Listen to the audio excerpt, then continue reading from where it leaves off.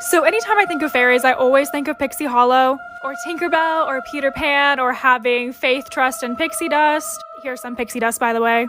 But fairies are actually scarier than I could have even imagined. After doing a little bit more research, another name that they go by is the Hidden People. And I also didn't know that there's a lot of different kinds of fairies, and that elves and goblins, leprechauns, gnomes, pixies are all included in the same family. Dating all the way back to the 12th century, they were feared by people.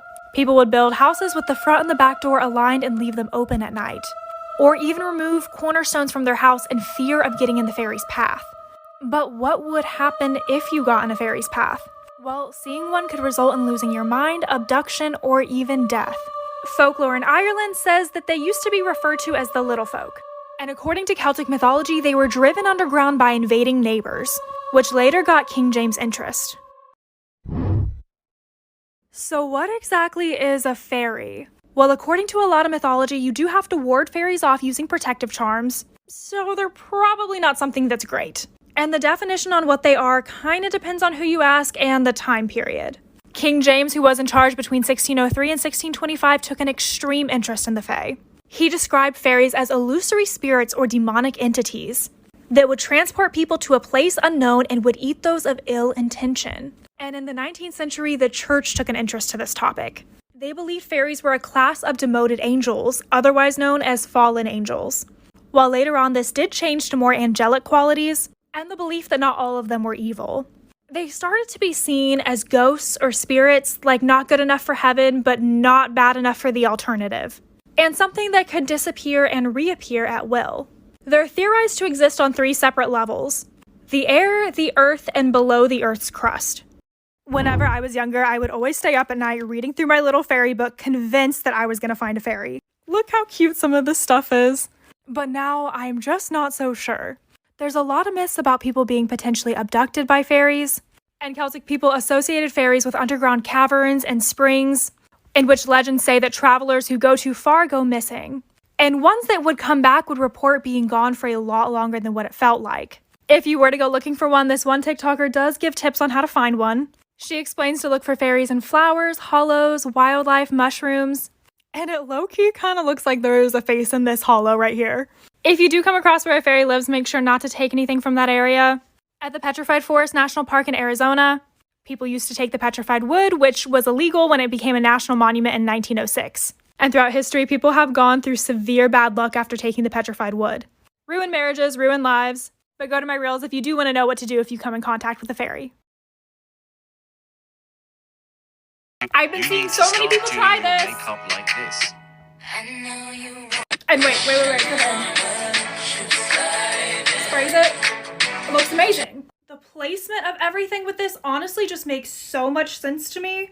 Oh, and I am already messing up. She also puts the blush up here for that blush contour look. And then fill her up with concealer. This feels like a lot. We're gonna keep going until we have a bad case of the stripes. And this is the one part I'm concerned about, so I'm not gonna do a whole lot here. Finish it off with some foundation right here. What do you guys think?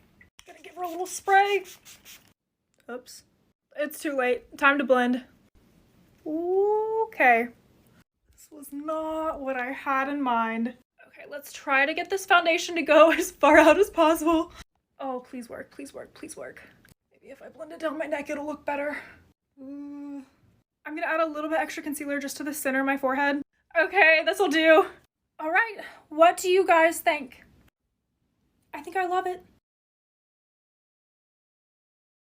I have really always wanted to answer the question on why mirrors are so creepy. There are so many superstitions surrounding mirrors, and we've used it a lot for things like Snow White and the Evil Queen, or to like call on Bloody Mary.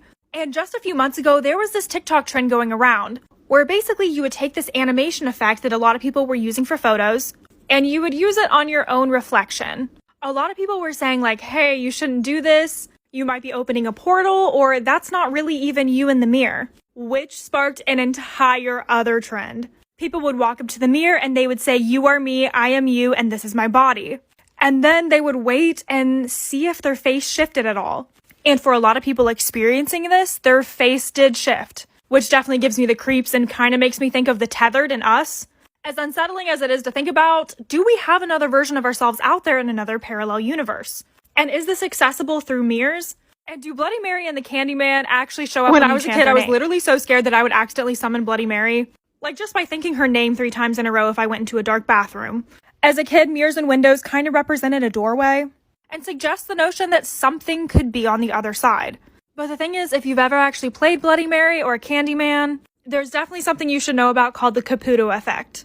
Giovanni Caputo did an experiment in 2010 where he took people into a dimly lit room for an extended period of time, had them stare at their own reflections, and they would all see strange face illusions. These descriptions include seeing huge deformations in their own faces, seeing the faces of alive or deceased parents, and archetypal faces such as an old woman, a child, a portrait of an ancestor, animal faces, and even other monstrous beings. The dim lights cause sensory deprivation, and then we fill it in with imagination. And this can happen in less than a minute, creating an urban legend. While mirrors reflect, their contents are comparable to virtual reality. But there is so much more to this. So you always hear not to put a mirror next to your bed and not to put 2 mirrors right across from each other, because this apparently opens a portal. So what this looks like is if you put this mirror next to this mirror, or if you zoom in on your phone and keep scrolling in, it'll create almost like a staircase effect. Like someone from another dimension could just walk right in. And this theory is nothing new. In the ancient civilization of the Mayans, it's speculated that mirrors and reflection on water is seen as a 2-way portal. This is between earthly and spiritual worlds. After examining 51 scenes on painted ceramic vessels involving mirrors, researchers got a deeper understanding between the Maya, their gods, and how the elite used mirrors as a source of power. The mirrors were also strategically placed so that the gods would have the best view of the human world. During the Roman Empire, mirrors were very expensive and represented seeing your soul. Seeing one that was broken meant your soul was shattered and 7 years of bad luck. Women used it in the Middle Ages to see if they could see their future husbands. And in some cultures, mirrors are covered after death in a family, because demons lurk after tragedy. So you're watching this multi-part series about mirrors right now as we speak? And say you decide to stop watching it now, well, there could be another you in another universe that finishes watching these videos, all simultaneously in this moment. Even Stephen Hawking was a huge proponent of the multiverse theory. So are we mirrored with another universe? Because there's been no substantial evidence against it. The Institute of Theoretical Physics said that a mirror universe was probably created during the Big Bang. 2 symmetrical universes were formed parallel. And physicists came to the conclusion that an antiverse must be extremely similar to our own, but not an exact copy. The one where we live, time is linear, and the other one, time goes backwards. Basically stating that this theory, you wake up after death and go all the way back to your mother's womb. Crazy to think about, right?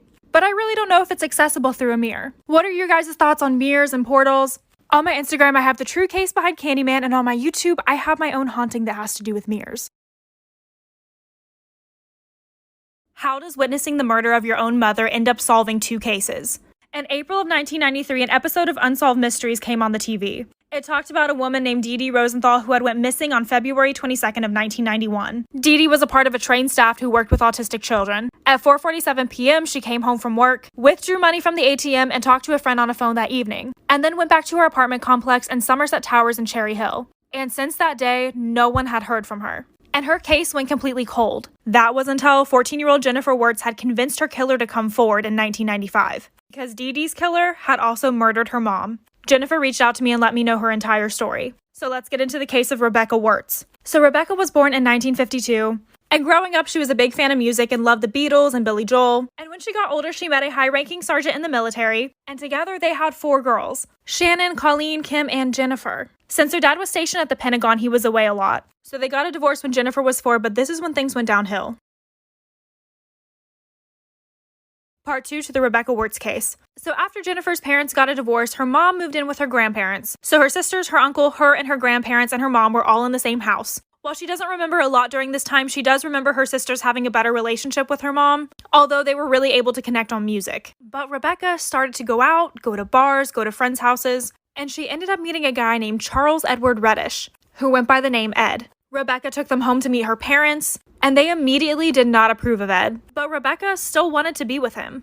And her ex-husband had an extra house that wasn't far from her parents. And while he didn't live there, he did let them move in. And this way, Rebecca could keep bringing Ed over. Jennifer remembers really liking Ed at first. He would bring toys, he would color with her, and she just wasn't getting that same attention from her mom. However, her sisters did not have the same reaction towards Ed. Well, Ed was a maintenance man at an apartment complex, and both Jennifer and her mom would drive over and start to stay with him at Somerset Towers in Cherry Hill.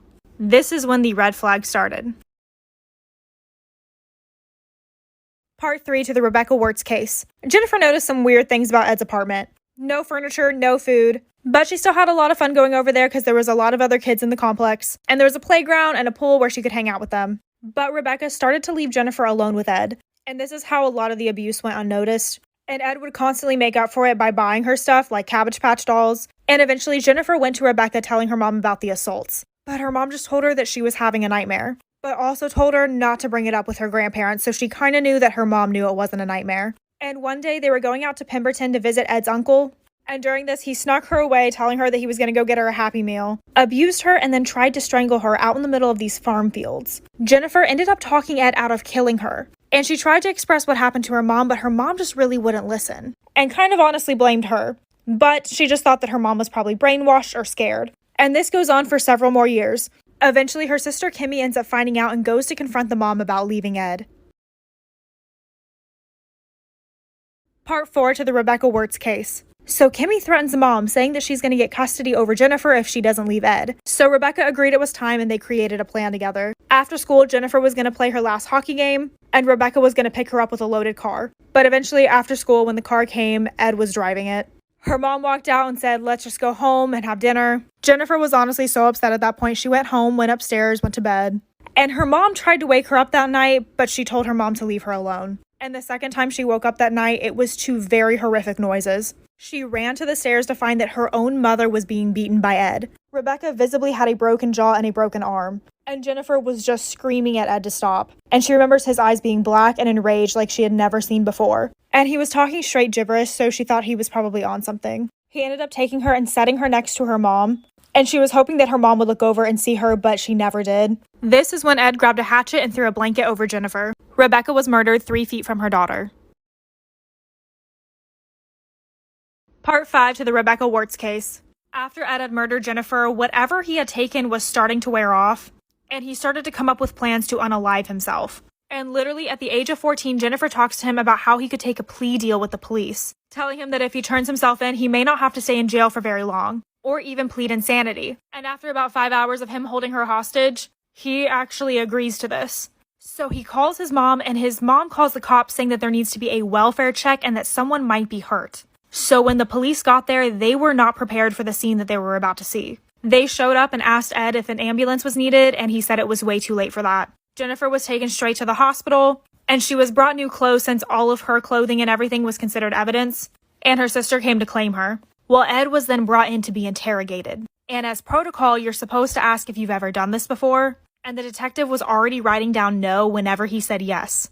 He had killed someone at his apartment complex, and it aired on Unsolved Mysteries. Part 6 to the Rebecca Wirtz case. So you're probably wondering, why did he admit to this? Well, he was hoping that he wouldn't get the death penalty. Dee Dee was a 31-year-old woman who had moved to Canada to work with autistic children, and he was the maintenance man in the building she moved into. He got into her window, assaulted her, and then smothered her. He put her in a tarp and loaded Dee Dee into Rebecca's car. And he said that he dumped her body around Salem County, but Jennifer believes that she's probably buried at his uncle's property, the spot where she was almost murdered at.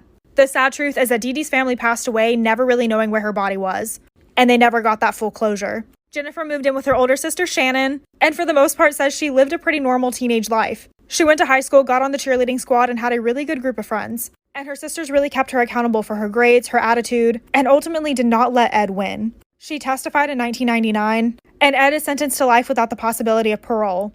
And she's now a mom of 2 girls. She's linked below if you want to say hi, and I'll have an extended version of this true crime on my YouTube. Go check it out.